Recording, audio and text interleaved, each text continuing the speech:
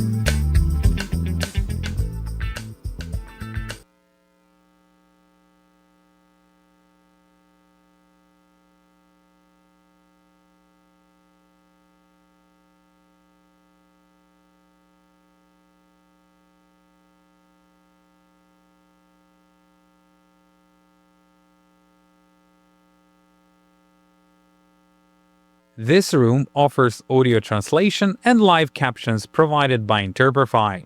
To access, scan the QR code and download the application. Esta sala conta com tradução de áudio e legendas fornecidas pelo Interprefy. Para acessar, escaneie o QR Code e baixe o aplicativo.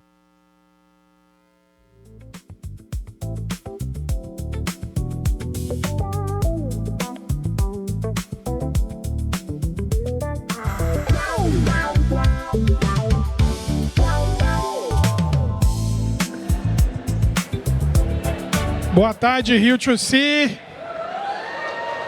E aí, SoundBeats III. Estamos aqui num painel mega especial promovido pela nossa queridíssima BMG. E uma salva de palmas para a BMG, né, gente? Que está trazendo esse conteúdo incrível. E eu encontrei com vários amigos aqui que falaram: pô, viemos ver o seu painel. Não é o meu painel, que é ótimo. Que eu estou aqui com o mesmo interesse de vocês de assistir esse painel dessas pessoas maravilhosas, e eu já amei o título que a gente chegou, que é Os Códigos Secretos da Música no Storytelling. Então todo mundo pergunta: como é que eu faço para sincar minha música? Como que minha música entra num filme, numa série, num game? Hoje a gente vai ter todas as vertentes possíveis e imagináveis para ser exploradas aqui na nossa 1 hora. É o que dá. Então, sem mais delongas, eu queria apresentar as nossas painelistas. Megan Goldstein, que é Vice President de Film and Television Music da BMG. Come on, Megan. A Raphaella, eu sei falar Raphaella Lima, não é Raphaella Lima, da Global Music Partnerships and Marketing da Electronic Arts. A Limns, nossa estrela, cantora, compositora, singer-songwriter. Esse painel vai ser todo em inglês, então quem viu tem um QR Code que dá para escanear. Isso. Quem precisar de tradução simultânea, a Joyce está por aí, quem não tiver fone. É legal escanear, e aí a Joyce, para poder, pelo seu aplicativo, receber a tradução simultânea. Bons usos da inteligência artificial, né, gente? Não é para fazer música. So, yeah, beleza. So, before we start, let's watch a small video from BMG. Som. Introducing Sync Plus, BMG's global music for media solution, the first global music company to bring together sync, production music, and media services into one integrated team, providing media clients and brands with streamlined access to repertoire, talent, and music strategy. Sync, home to some of your favorite artists. Unparalleled access to BMG's world-class repertoire of over 3 million songs and recordings. Production music, over 200,000 premium quality tracks created for media. Media services, an in-house creative studio offering music strategy, talent partnerships, bespoke compositions, and media rights management. Sync Plus delivers seamless end-to-end music solutions for any creative brief.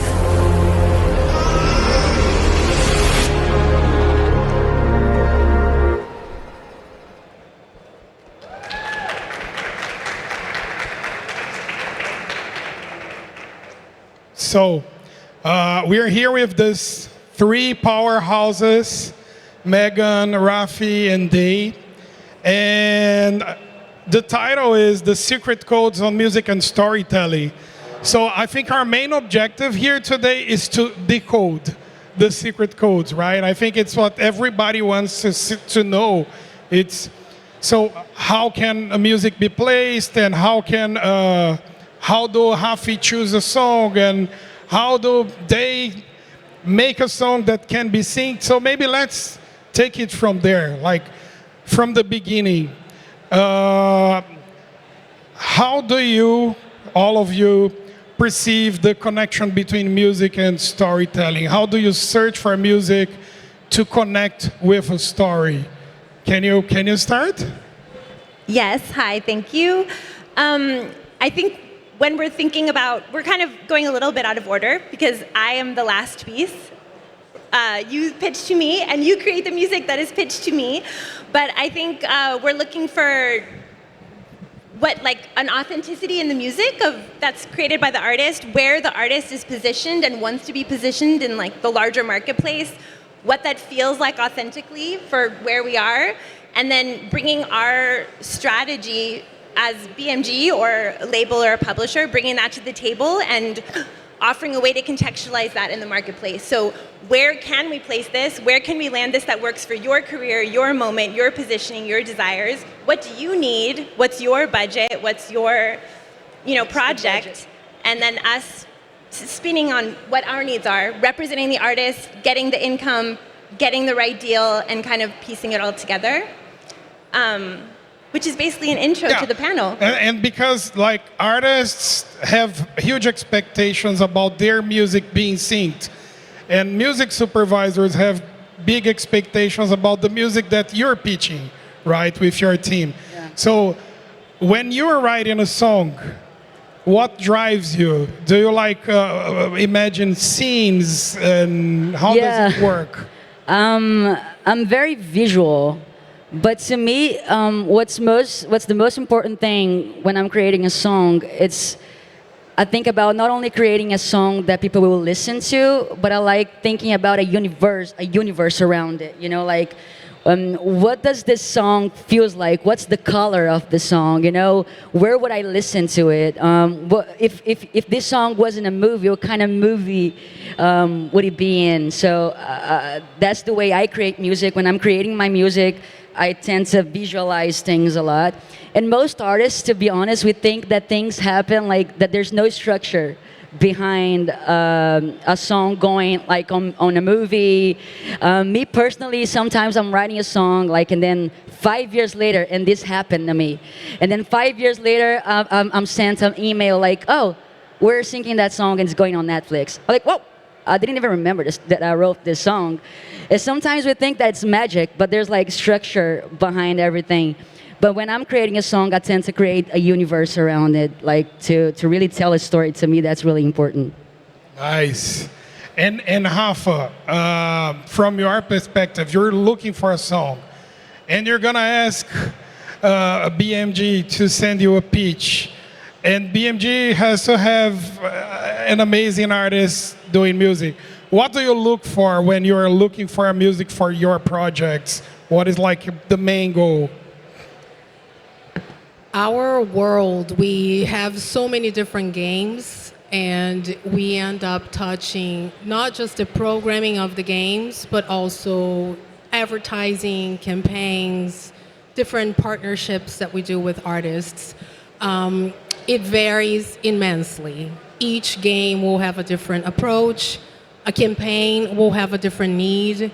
If I look at a game that we have like EAFC, which was our old FIFA, when I started at EA, it was only British bands. And I am like, y'all need to know what soccer sounds like around the world. And I made a mixtape and I put Kabaz and Carlinhos Brown and Puffy Yumi Yumi from Japan and just bands from all over the world. And they gave me that project for the next year. So FIFA 2004 was the first one that I programmed, and that's the one that you hear Zeca Pagodinho in there. Or maybe that's the one that I put Tribalistas. And then I put Zeca Pagodinho, and then Ivete Sangalo, and then Zé Maria, I'm Capixaba, so gonna support my people, right? And opening up these doors. So that was a title that was very easy to come on and connect an identity to, right? Like there is a personality here, there is a culture here that you guys are not really capturing, and it's an incredible opportunity. And it's amazing to see 20 years later the staple that it's become, and what it can do to an artist. A campaign might be different, right? You're trying to sell something to the mainstream and you need an Anita song and not the next baby artist. But a lot of the games, in how we program the soundtracks, we really try to focus on discovery and turn you on to that next thing. You know, Spotify, radio, these things are out there. You're hearing on your own what's already coming out. We're very focused on giving you a very unique curation.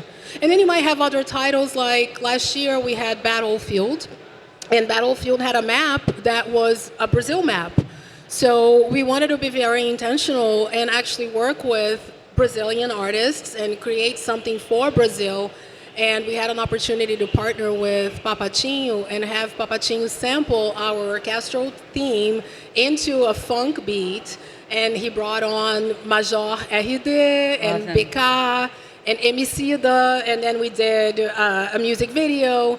And that was very cool to be able to have something that was very specific to the market to launch that here. And we did the same in France with an artist there. We did the same with an artist from Argentina. And we did the same in the US with Limp Bizkit doing a rock, a rock song that then sampled that theme in there as well.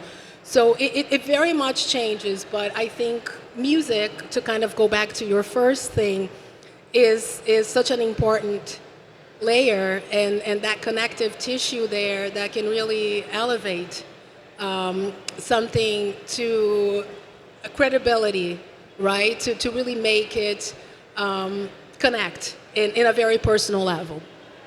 Amazing, amazing. So since you mentioned games, which are your expertise, of course, so games are a very useful tool for music to be discovered. So I would like you to explore how to connect with these new audiences. I know they made a very special project using games as a backstory. Yeah. There are a lot of ways for you to like build a world around the song, and like you're saying, there's budgets. Sometimes you don't have a budget, but you have connections, and you have friends that do creative stuff and stuff like that. So last year I put out a song called Sol, which means sun.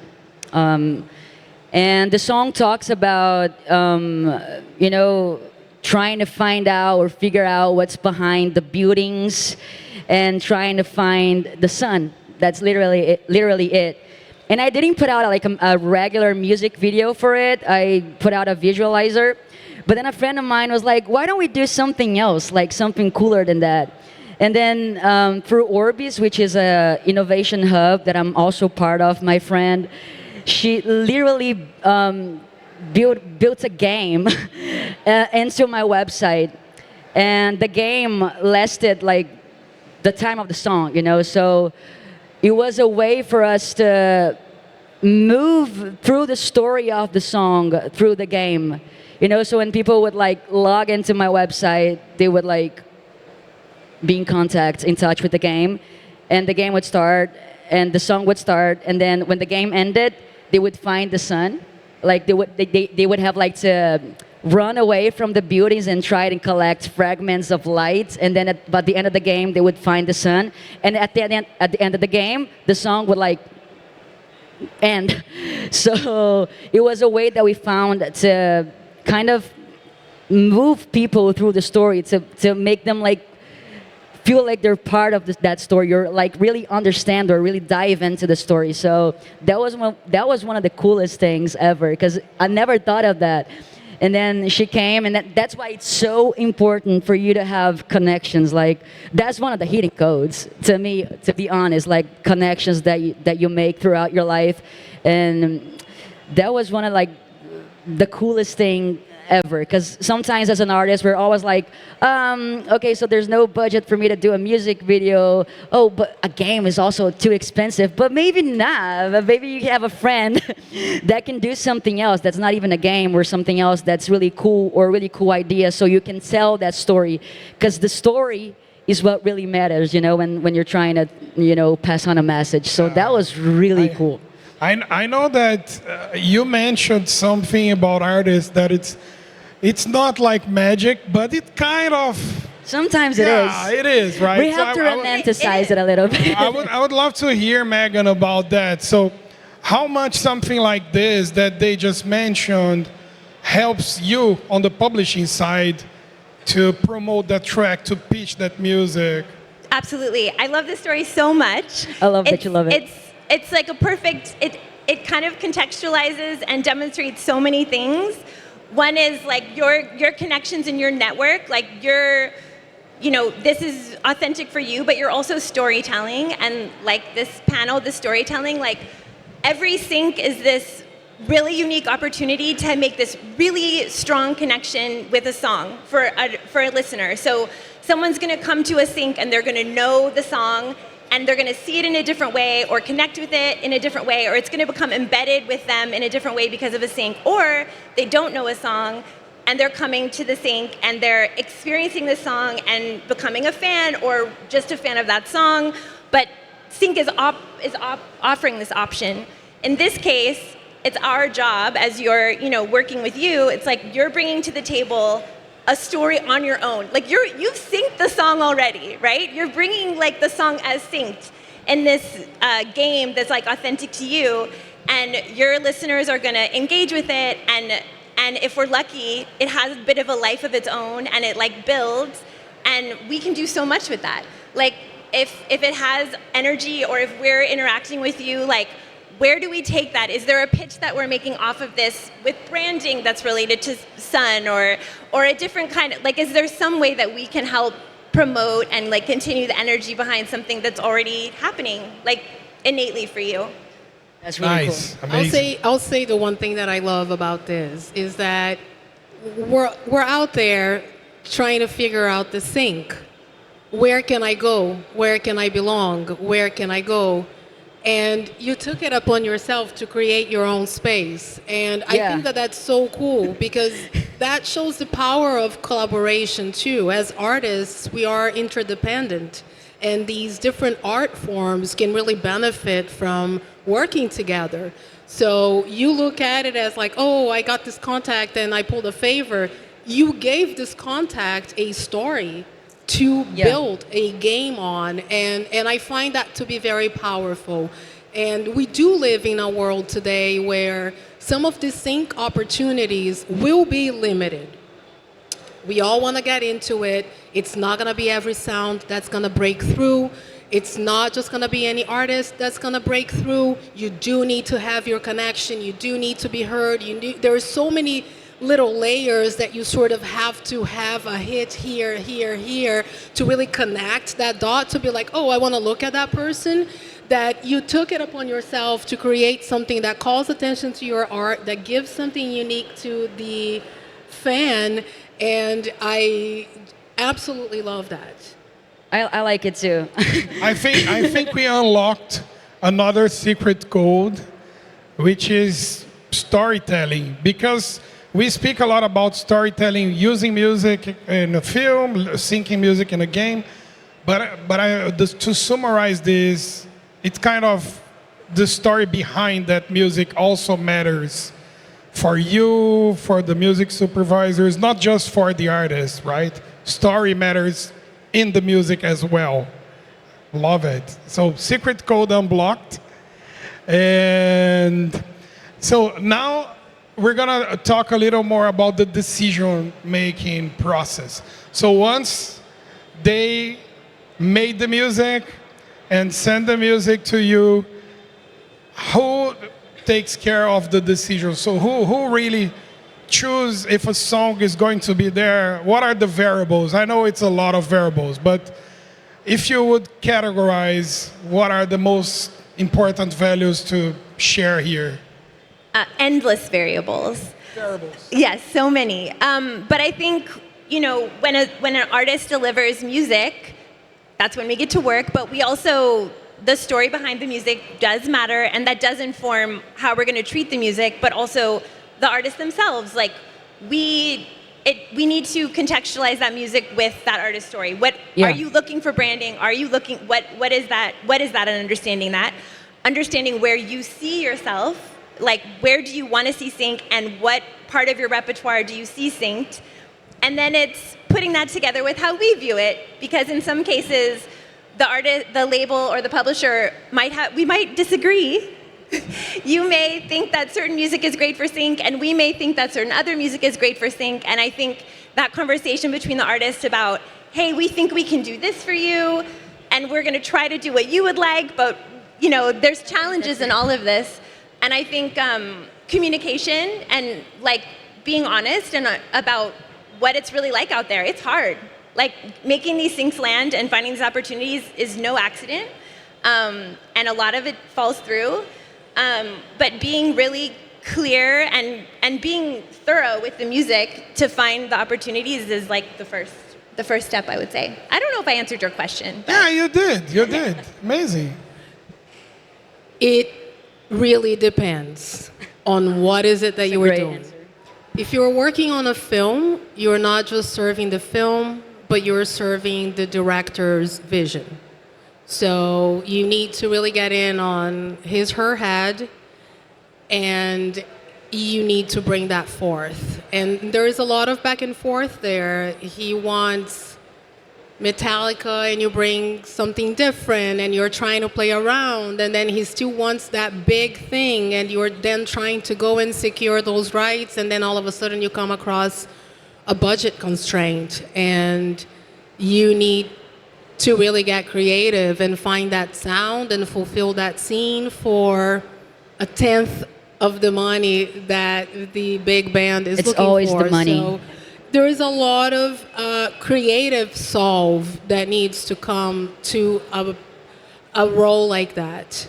If you are working on a trailer or an ad campaign, you now need to take into consideration the marketing, the brand guy's vision and the marketing director's vision, and whatever agency might be involved, because they have a vision and a thought process too.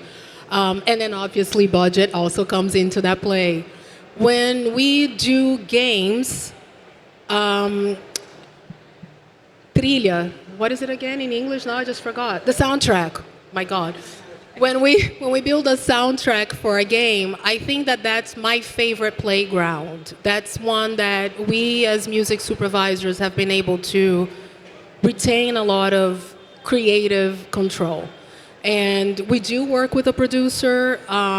We may work with somebody else in that creative side, but we have a team now that has been together for over 20 years, so they listen to us. And that's really exciting. So it's very different when I have to go work on a campaign piece or a brand moment.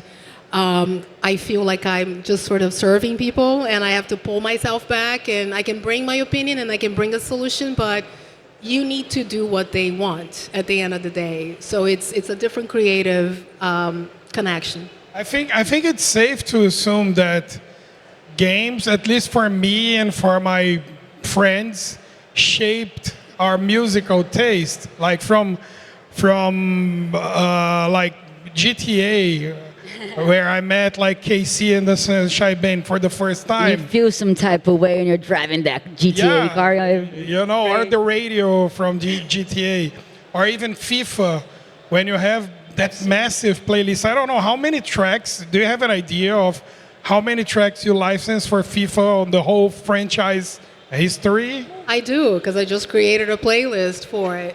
1,700 and something. Wow. Yeah.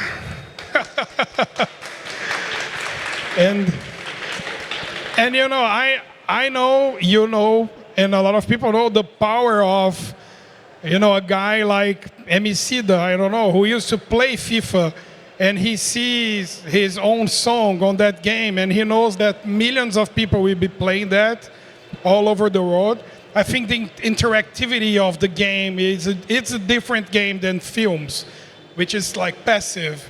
Well, the power of FIFA now, FC. EA Sports FC, people, is very incredible. A band, you know, when we started, we would put bands in the game, and a year later, they would call and be like, "Oh my God, I was touring Europe, and people were coming out during the FIFA FC song, and I know this song," you know, and it really started opening doors for artists into territories that they just weren't crossing before. And this doesn't just happen for baby artists. When we worked with Drake and we put Drake in a campaign, I got that same call from his managers. There are countries that we were not getting booked and we could not get the doors open, and now they are. How many bands from here in Brazil that I was able to put there, and now they get invited to go to South by Southwest to play. Now they can do a tour in the US, which was much harder than them going to certain places in Europe. So those doors are incredible. The artist really feels it. The game has, I don't even know anymore, guys. It's like 200 million players across our ecosystem on an yearly basis touching that game. My favorite thing is finding these opportunities through sync and then continuing to build from there. So one of the things that we were able to carve out in this particular game, they have a mode called Ultimate Team, where you spend a lot of time in there, you build your team, you build their uniforms, you're a manager. And over the last 10 years, they've given me a certain amount of uniforms that I can do with musicians. So I just recently built a jersey in game with Papatinho, and we did one with Emicida back in the day, and we did one with Anita. And the other thing that we were able to do with this particular game that really proved the power that this game has was in the pandemic. 10 days before the game is supposed to come out, the team is like, "Oh my God, we're not going to be able to have a launch event." And I'm like, "You're figuring that out now? Can you get us someone to record themselves playing their song from the game and putting that out to their audience when the game is about to launch?" And I was like, "Let me try." And I come back a day later, super excited. I got Anitta, I got Dua Lipa, Diplo, and DJ Snake. And I just want a pat in the back and a raise, right? And they are like, "But it's FIFA 21. Can you get like 21 artists?" What do you think? I'm like, what am I going to do? There is like now 9 days to go. And we now program the game where we have upwards of 100 plus artists each year on the FIFA soundtrack, FC soundtrack. And so I just put an email out to everyone. I'm like, one paragraph. Can you create you're not, can you do a performance of your song in a game that you push out the day of the release to celebrate this moment? And the days were passing. And the day before the due date, I find myself with 46 performances. Wow. I programmed 21 hours of music somehow. And so I was able to like line them up as like a festival, because I realized they were all going to push this out on YouTube. And if I had another day, I could have maybe created a hub for them to just go into one place. But it was this crazy moment. Like, I had Tame Impala in Australia. They went to the middle of a field and caught it. We did it with Shy. Amazing. Like, she did Was there a budget for it? Like, or they would have to do it on their own? Budget. I gave a budget to everyone. That's cool. They all made that work. And a couple of folks came back and they were like, can we have just a little bit more to do this? And they showed the concept and I'm like, yes, let's go figure that out. So it was incredible. And if you go and you look and you type, FIFA 21 world premiere, you still have like 38 of these videos out there, and you see Dua Lipa like on her couch singing with the thing. Anitta was insane because she just got the budget and she produced a 30-minute show. And 30 minutes before she was pushing that show live, there were 3,000 people waiting. I think I remember that. I think I remember that. It was amazing. So that game it's my baby, I get so proud of it to see how much love we've poured into it to create these opportunities, and then how we've been able to grow that, and how the artists really feel it. And so it's a huge reward to have that exchange. Amazing. And Megan, from the publisher perspective, you see that effect in your artist, in your catalog, the movement of the catalog after a music is synced to a game or to a film. Do you see that? Absolutely, we see that. I mean, this is obviously a beautiful story, an incredible story. I hope you got that pat on the back and the race. But like the Chai thing, like Chai is so great. Like there's been a couple instances like this that have been really special for her. And yeah, we absolutely get that feedback. And I think this is also, to go back to your question about, the conflict and the money and like how are we servicing our artists, this is I would say the crux of the thing on the publisher side that we deal with is artists want this. Like artists are motivated and they feel a part of something, and there's this energy and this exposure, and it's real and it matters and it has a lot of power.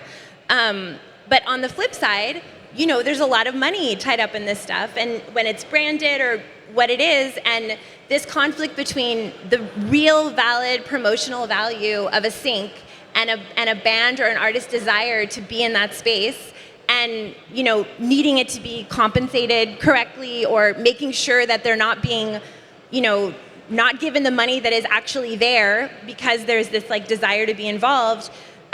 It's the whole thing, it's like the meat of the negotiation and the struggle, making sure that we're doing a good deal on behalf of the artists, that we're doing a good job, like getting them what they deserve, but also giving due service to the real power of the space in general. I have the feeling that sometimes artists or publishers or labels are looking only for like the sync fee. And this is a mistake, right? Because it's a much larger game than just a sync fee. Sometimes you have like a low sync fee, but you have a lot of back-end royalties. You're totally right. I don't think we're always looking for the sync fee. But I think what she said is important, because having somebody representing you, somebody's going to fight for you. As an artist or as a person, to fight for yourself, some people are good at it, but I think the majority of it will devalue their own art and will be moved by their heart and their affinity to something. And there is value in that, like you said. I believe I bring value. I do have limitations with my budget, you know that, but you know that I do, right? So at this point, you know that I'm not lowballing you, but she knows that she can also get to a certain point here for an artist versus somebody trying to just, oh, I'm very cool and this is really nice for you, so let's do it for nothing. That value is very important, and I believe that as much as at times I don't like it because I'm the one who has to pay for it, these guys fight, you know, and it's incredible to see that. And I think sometimes we know, because we have a relationship, like we work, I don't personally work on FIFA, but we work together, and so I have a bigger picture view, like I know, you know, what the larger context of the film or the ad or the game, like what other things are being cleared and what that value is, and I mean, you can't possibly know that, right? So, and it's my job to just kind of try to walk that walk.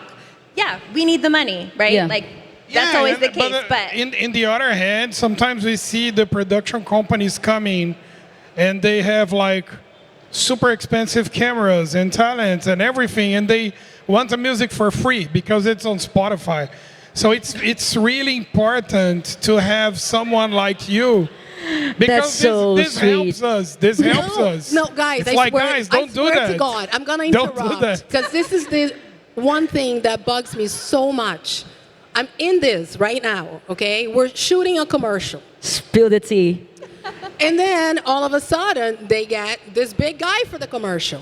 And then, oh, this other big person for the commercial. And then this other big person for the commercial. And then they come and they're like, oh, Rafi, the music budget is gone.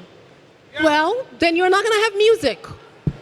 Sorry. There's no way. Like, that's the best answer. Like for any music supervisor here, when you hear something like this, there's no music budget. Try removing the music from anything. So there's no music budget, there's no music. That's okay. You don't need music, right? You didn't value music. You value the actor. Now go figure it out.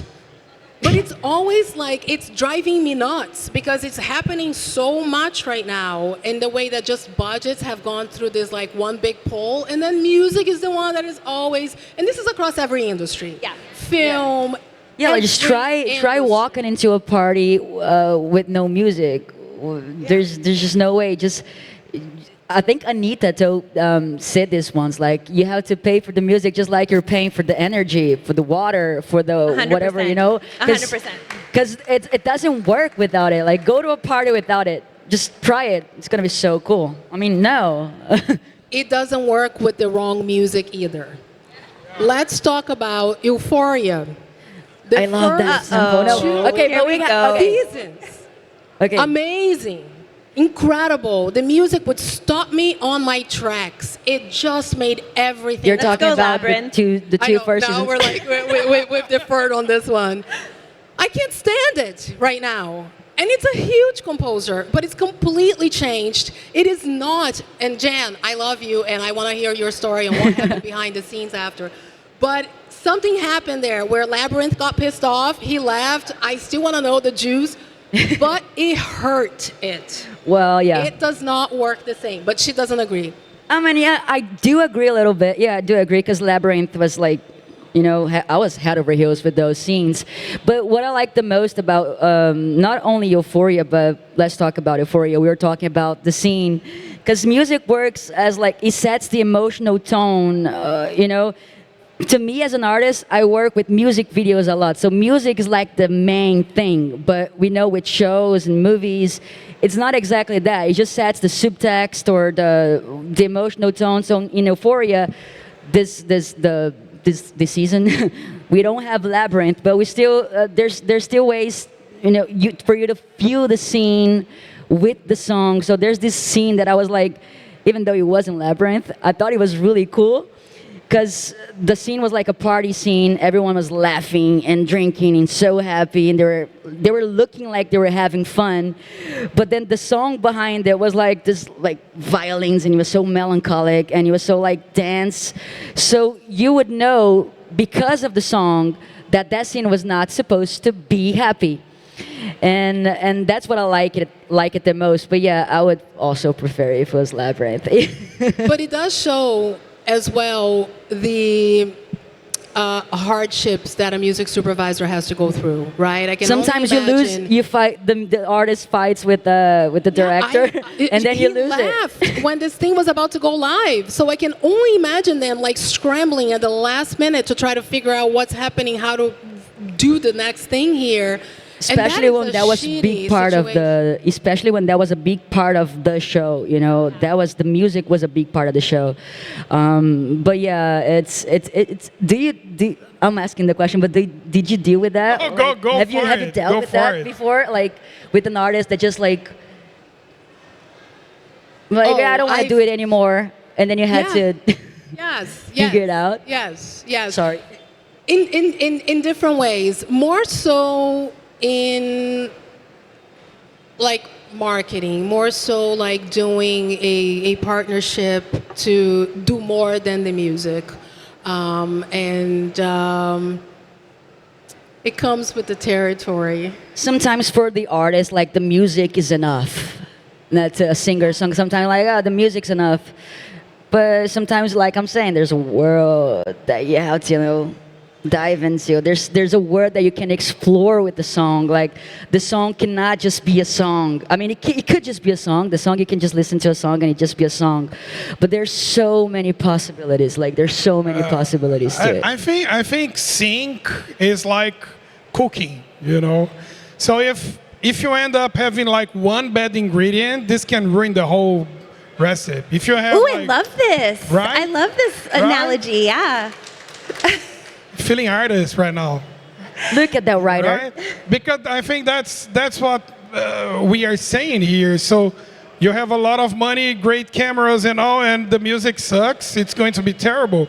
If you take an amazing song and you put in front of bad actors, bad photography or bad editing or whatever, the end result will suck as well. So in the end of the day, music supervisors, coming back to the secret codes, we're not the decision makers, but we are the facilitators, right? It's the people who knows what's happening in all departments, trying to get the best budget possible, the best music for that budget. So if you don't have a big budget, you're gonna have like one good music and not like 5 bad music or something like that.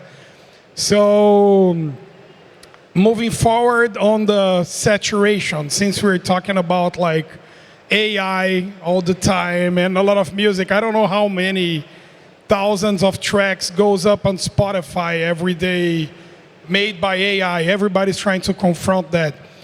So considering the amount of music that we have today and how easy it is to create songs in platforms and AI, do you think human music, organic, made by organic people, are getting more valued or less valued because of that? I think it's valuation. Let's start with Megan. I mean, it's very hard for me not to answer this like from just a human perspective. I don't know how to answer this from my role necessarily. I mean, it has to be the human. I from what I've seen and in my role and in my career, a lot of sync doesn't happen or it doesn't work. But the idea that it's replaceable fully, it feels impossible. Will the industry change? Will things look different 5 years from now than now? Absolutely. Is AI gonna come and do more? Is it gonna, bang things around more and make it look different? Absolutely.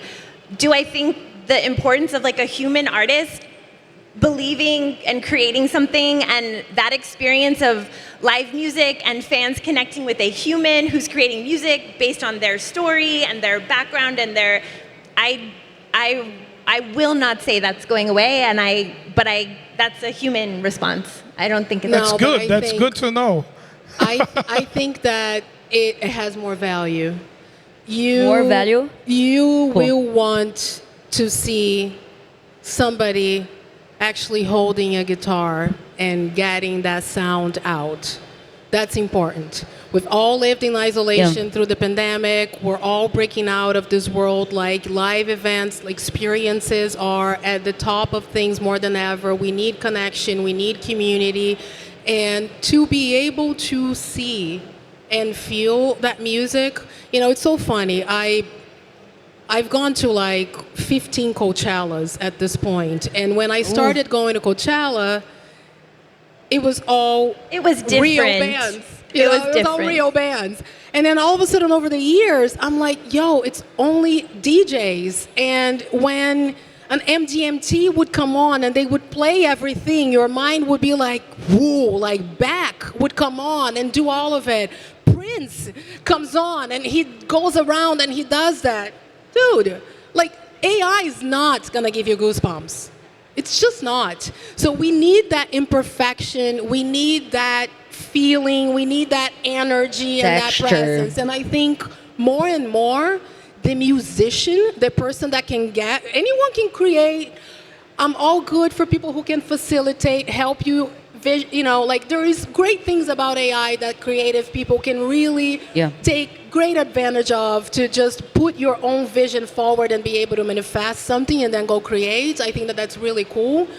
But it's just the value of seeing that musician do something, somebody who can come on and pick up and play whatever. I think that will be not going away at all. Nice. I agree. I mean, I'm not against AI. I feel like people think the artist should be against AI. Like, I'm not. I really think exactly what you said. But nothing can replace our story. And I was trying to talk about this earlier. I don't know exactly how to say it, but sometimes, or most of the time, the life of an artist becomes somehow a movie in people's heads, and then we use that in our advantage. We own that. We almost like sometimes people project their feelings or their imaginations onto us, and we're like, okay, I like that. I'm gonna use that to tell my story. So that's also storytelling. That's not something I think the AI is not able to process that to like you're saying, to feel that. It doesn't make sense. The AI needs the human, so I will say that O Sapo Não Lava o Pé is very cool, guys. Like, I've never seen anything like that where I heard it from beginning to end, and I'm like, this is so cool. I gotta hear this again. Yeah, we're irreplaceable. Yeah, I love it. Yeah, because it's different when we're dealing, I don't know, with commodities. So if we're dealing with a printer that can print rice and can make tons of rice, this will drop the prices of the rice because you have a lot of supply. But in music and in arts, it's different, right? Because the human music tends to become more rare. Yeah. Like now, I mean, the kids that are supposed to be musicians, they're getting like, it's less and less. Yeah, that's right? what kind of worries me the most. Like, I feel like with AI, everything's like super fast. You can get that idea done like that. And then we struggle with time. So I understand why AI is so fascinating or why it seduces us so much. But to be an artist, you have to really live the experience. You can't just like, okay, this but done. No, you have to live it on your skin. Like, and it takes time. It takes a lifetime, literally. So AI cannot live, and AI cannot feel.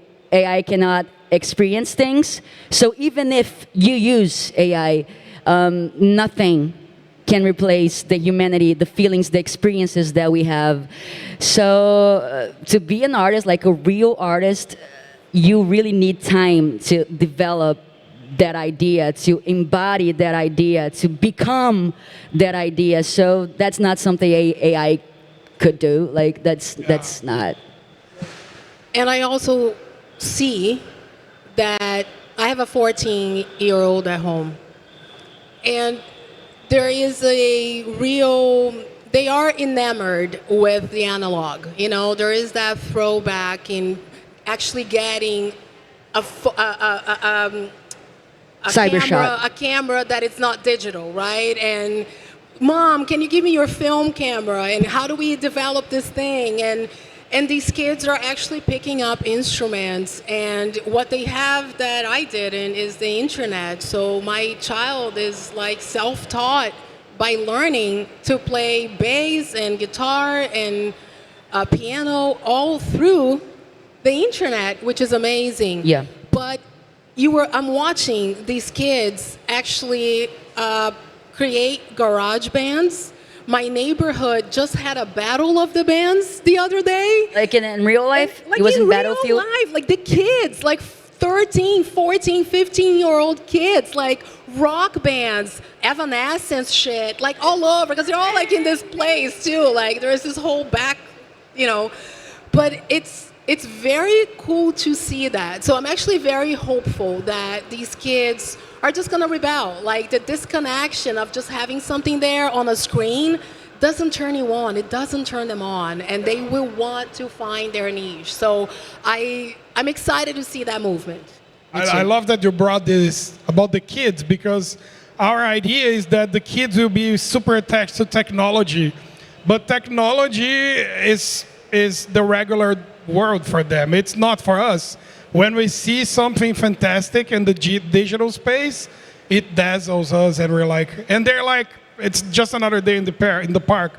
I built a setup for vinyl in my home, and I introduced this to my kids, and they're much more excited about the vinyls than Alexa. So they're like, and my kid, when I came here, he said, Dad, can you bring me a off-the-wall vinyl from Michael Jackson? Because I watched the film. So his concept of something special is in the vinyl, not in the Spotify track. There is like, it's easy to access, right? Yeah, the feeling of There's you no putting challenge. the There's no vinyl challenge. on the thing, and then you touch it, and then you try to figure out how the sound is coming out of this. I still don't know to this day. Like it doesn't make any sense, and it's beautiful. To me, it makes more sense like the Spotify thing. It makes sense, but like how the music is coming up of this is, I think it's amazing. That's like real magic. That's amazing. Spotify cannot do that. I was just going to say, I found recently, this will age me, but when I was young, it was a little old technology at the time, but I had the 4 cassettes where you could record like the layers on the cassettes, and you flip them, and so I would like build my music on these cassettes, and then you mix it together on the board, and I had totally forgot I still had it, and I found it, and I gave it to my son who's little, he's almost 8, and same thing, like an off the charts enamored, like not the way with an iPad, it's like, the sounds of like the tape and the rewind and the layers and it's like, I had to go get tapes, like kind of hard to get right now, but he was like all about it. It still worked. Like it's old, like it was functional. It's new for him. Yeah, it's completely new exciting. for him. That's cool. That is what my kid is doing. They go to the stores, they come back with vinyl, and they're coming back with tapes. And I was like, what are you doing with that? They're like, oh, we're taking this to sample this and do that. And I'm like, oh, that's so cool. How cool, you know? So they're going back. That's really cool. That's amazing. We have hope. Yeah, long live the cassette tape.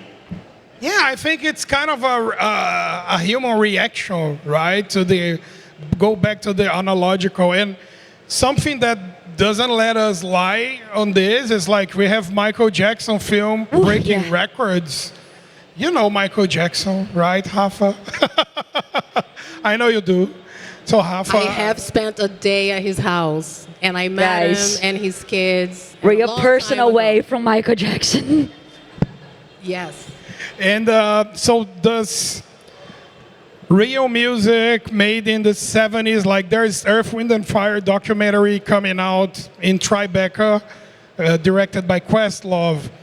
So all of these songs are constantly being brought back in a time that theoretically any song can be made in a click. So why is that, right? I think. Well, don't you were even talking know. about value. Sorry. No, girl, go for it. I talk. I told you. Oh, yeah. That's great. Talking about value. I don't believe we value what comes easy. These kids are going to get turned off. If you can do something too easy, it's just not exciting. The excitement is to get it wrong, and you go back and you try something again. It's like that effort and that reward.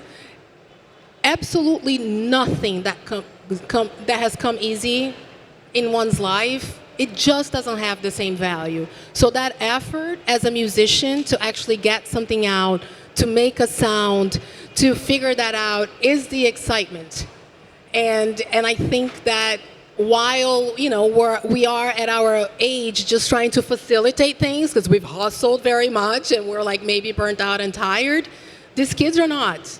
And they're going to tap into technology to make things, somewhat different for them, but they actually really are creating and playing and taking the time to experiment, which is very cool.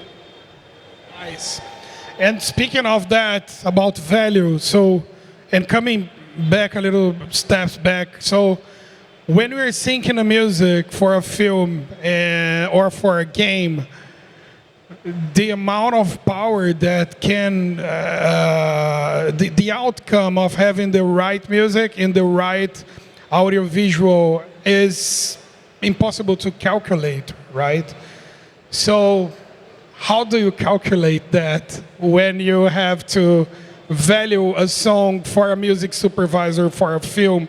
What are the aspects that you try to discover before saying the value, the amount of money? Yeah, I mean, it's very challenging and it's very specific. Like every landscape is different, and even like in the life of like a single film, like taking film as an example, like we're pitching to a film for probably a long time. If it's an animated film, a really long time. And the filmmaker is working on it, and the showrunners are working on it, and if there's a musician in the cast, John Legend's in the movie, and he's performing a song in the movie as part of it. We know we're going to have a John Legend song in the movie. Is there going to be another John Legend song in the movie? We're pitching music that's in the world of the movie, and as the movie is progressing, spots are locking, right? Like different scenes in the film are kind of like freezing into their final positions. And some of them are freezing with very expensive songs. And once a director falls in love with a certain song or a certain, and it kind of freezes there, then it reorders the rest of the whole film. Because if we were going to pay for, Pink Floyd in the end credits, but now we have this scene that we can't change because everybody agrees it's now like the perfect representation of that scene. Now we're going to go rethink this whole other thing that feels more flexible. And then we're back pitching, like we're repitching and we're reopening, or and on and on. So, is that an answer to your question? I mean, there's no spreadsheet for that, right? There is no spreadsheet. It's a feeling. There's no AI for that. There's no AI for that, and it's a trust-based relationship, right? So, music supervisor is a key element to transmit this information for the publisher and for the label. And the production company needs to be honest to the music supervisor, because if one of these chains is broken, everything is gone, right? Yes, and I think like it's a relationship business, right? Like the better I know you, and the longer we've worked together, and the more I know how you work and how you tend to approach your film or your video game, the better we can get to the end of the story. Yeah, about the relationship business and how important it is to trust in each chain. Oh, I was going to talk about the value, because the value does exist, right? A hit song versus a brand new song will be valued potentially different. A massive artist versus a baby artist will be valued differently. Obviously, the placement in where you're going to go. If it's a film, they're going to pay better than we pay in games, and we will pay better than TV pays you. And then there is something called MFN. So if I'm putting a song in one of my projects, the label and the publisher, they will put an MFN clause in there so that what I am paying the publisher will be the same that the master will be getting. And that's very important when you are an independent artist and you may not have that knowledge, because then somebody can come to you and, you know, I personally have done this in some situations where an artist has done a cover and I'm like, I'm paying this for the publishing, but I need you to do the master on a non-MFN basis because I cannot pay you the same as the Rolling Stones or whatever, and we'll have to go through that. And then there are projects that the person will ask you for and MFN stands for most favored nations. So, and then the person will come and they're like, I want MFN across, because if I'm offering a low fee, they'll be like, I want MFN across the project. And we don't do that. So I'll say, listen, I can't do it. I am offering you what I'm offering you. I can look you in the eye and say, this is it. But at the same time, if I am working with the baby bands and then I need to put a Kendrick Lamar on that project, he's going to cost me more. And if I gave everybody MFN, all those guys are now going to have to match him. And that isn't something that I can do. But that's a very good clause to just have and know if you're independent, to ask for and fight for, because it does protect you in your fees. So one of the secret codes is also be connected with, be surrounded by people that knows the business, right? To avoid bad deals. Yep.